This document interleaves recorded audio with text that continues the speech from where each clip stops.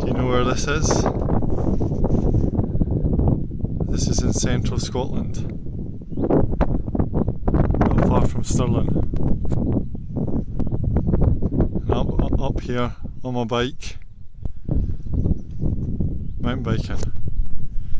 Some amazing terrain. Scotland's one of the best places in the world for mountain biking, without question. It's also one of the most able countries in the world to govern itself. And if you listen to what's been said by Better Together and a lot of the unionist parties, you'd be forgiven for thinking that Scotland isn't capable of governing itself. But the reality is that a lot of what they tell you is lies. For example, last night I heard somebody say that if Scotland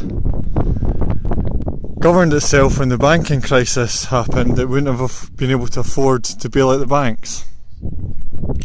But of course, if Scotland had been independent at the time of the banking crisis, it wouldn't have been liable for the debts that were accrued in other countries by these big banks. It was the UK government that allowed these banks to grow and become massive, become larger than the GDP of the UK.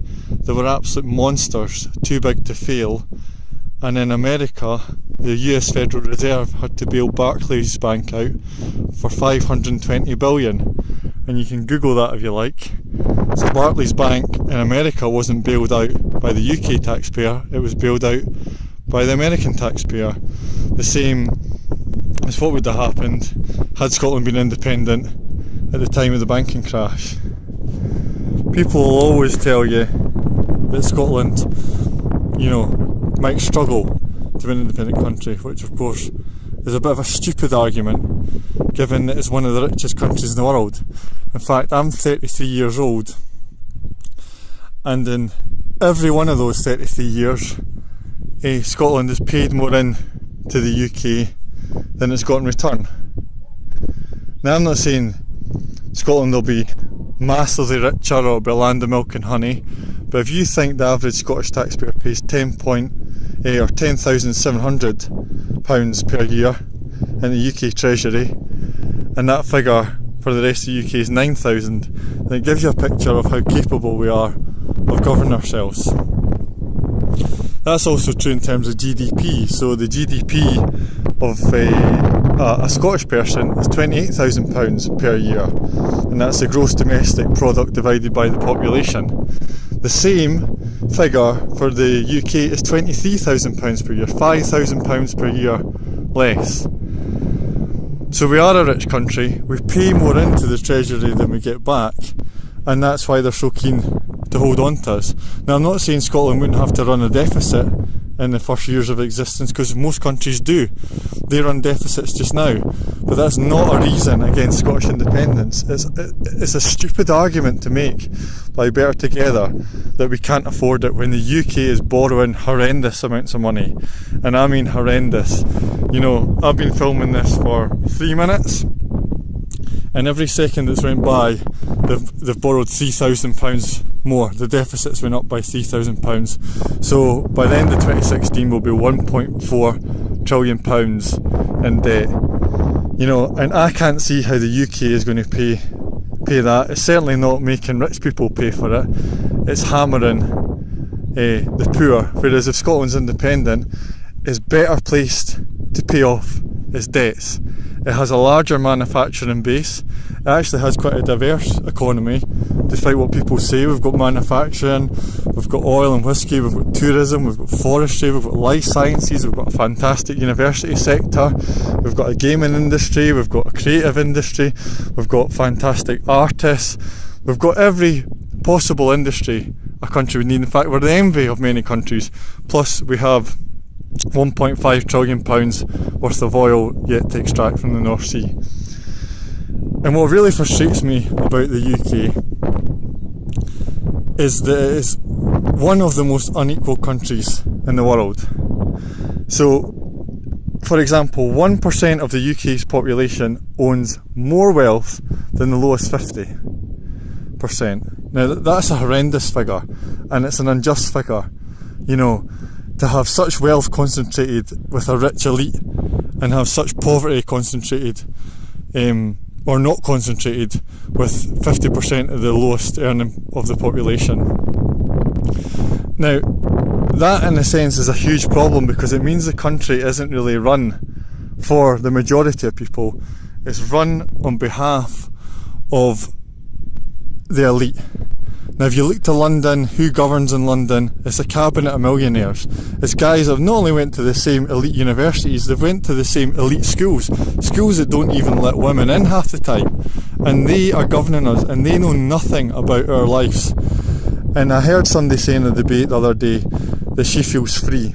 Well, I'm not sure how free you can feel when your life chances and life chances of loads of people around us, everyday people, are affected by the inequalities that we see.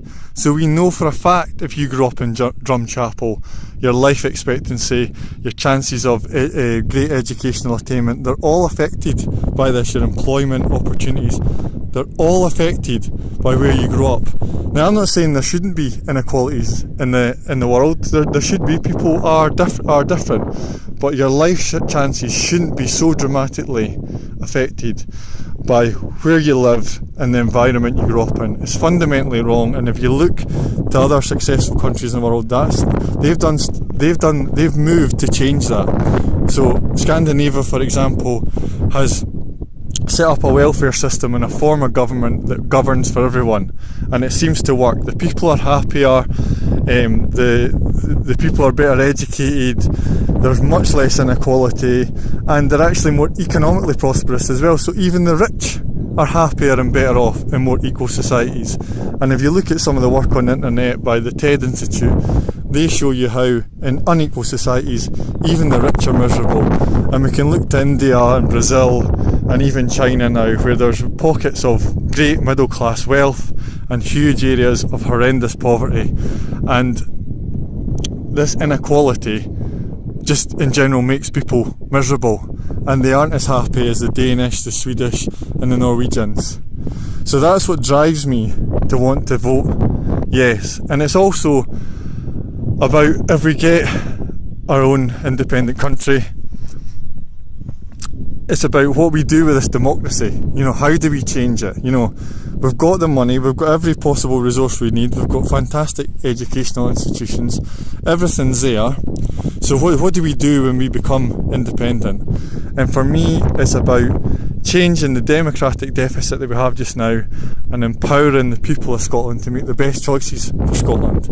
And if you look at, you know, most of the years that I've been alive, we've had a Tory government, but yet Scotland's voted in a sort of centre-left direction towards the likes of the Labour Party predominantly, and also the SNP, which arguably sits slightly to the left of Labour in terms of its opposition to nuclear weapons and certain universal benefits. For me, if Scotland's independent, it means we get the government we vote, and if we don't like that government, we can vote them out. So all this talk about the SNP doing this, the SNP doing that, it really frustrates me, because this debate isn't about the SNP. You know, if you want to complain about the SNP, they're in power just now. Go along to your local MSP and complain to them. Don't use it as an argument against the entire population governing themselves, because we can change the governments that we have in the future. We can vote them out, we can ask better of our politicians, and moreover, our politicians, if they're governing in Edinburgh and not London, are closer to us. You know, they'll walk the same streets as us, they'll know the same places as us, they'll know some of the same people as us, and they'll know the same challenges that we face.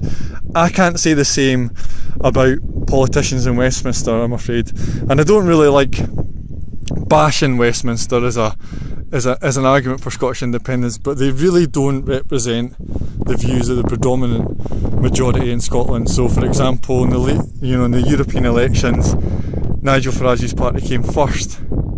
In Scotland, they came a distant fourth. You know, in Westminster, the chances are we will get another Tory government, and in Scotland, we'll never have a Tory government in power if we're independent.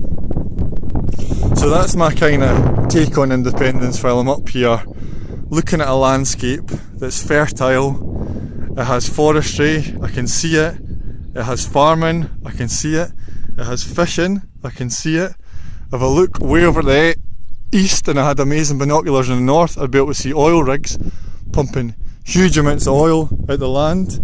If you look on the horizon, I can see wind farms blown away, and I've met a guy who installed wind farms in the distance away over there, and he said that Scotland was the most remarkable place he'd ever seen.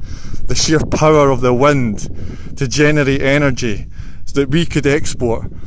And it's the same with wave technology and tidal technology. We really have got it all in this country. And the real battle for me is in our minds. Is, do we think we should be governed by somebody else, that we're fundamentally off better that way? Or do you think that we can create a better future for everyone?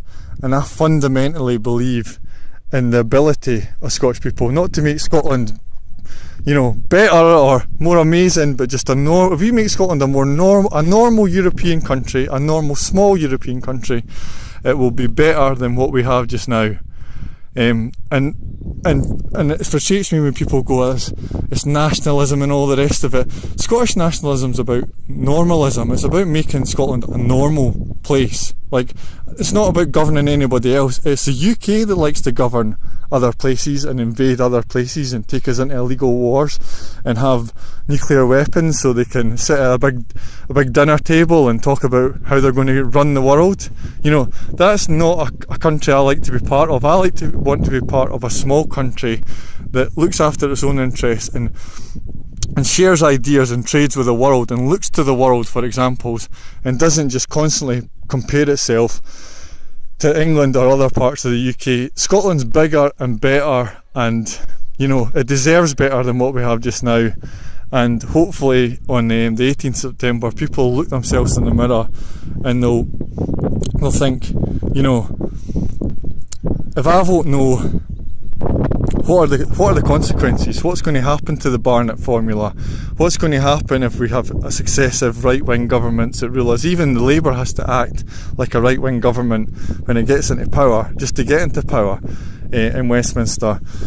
And what's the future? When's this going to end if we vote no? Are UKIP going to be the predominant party that represents us in Europe?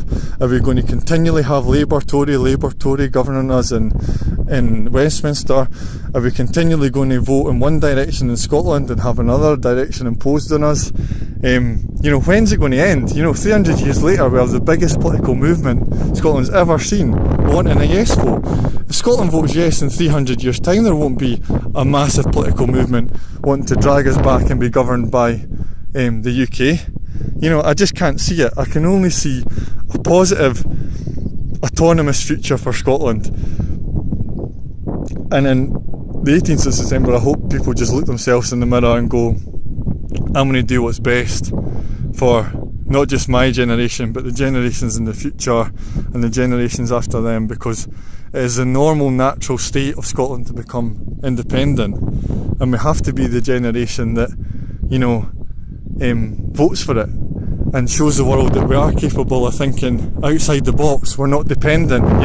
I don't think it sends a great signal to the world if we vote no, that we don't believe in our own capacity as individuals to govern ourselves. And I think, to be honest, it's just the way of Europe. I watched the map of Europe, and Europe changes all the time. If you look at over 1,000 years, it speeds up, and over 1,000 years it changes. That's normal that places change, and I think there's parts of Europe that will change, and I think they've changed because smaller democracies work better. So smaller places are more able to get things done, and by country standards, Scotland isn't even that small. It's actually a sort of mid-ranking country. So I hope you found this little talk I've done, random impromptu talk, but I just thought I had to do something helpful, and I hope on the 18th September we get a yes vote.